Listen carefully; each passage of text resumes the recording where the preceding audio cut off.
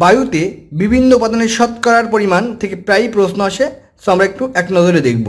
বায়ুতে নাইট্রোজেনের পরিমাণ ৭৮.০২%, জলীয় বাষ্পের পরিমাণ ০.৪১% অর্থাৎ ৪১%, অক্সিজেনের পরিমাণ ২০.৭১% অর্থাৎ ২০.৭১%, ধূলিকণার পরিমাণ ০.০১%, আর্গনের পরিমাণ ০.৮০% বা ৮০%, অন্যান্য গ্যাসসমূহ 0.02%, কার্বন ডাই অক্সাইডের পরিমাণ ০.০৩%।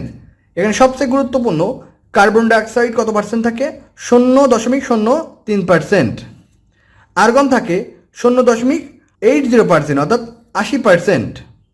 নাইট্রোজেন সবচেয়ে বেশি ৭৮.০২%, আর জলীয় বাষ্প ০.৪১%, আর অক্সিজেন ২০.৭১%।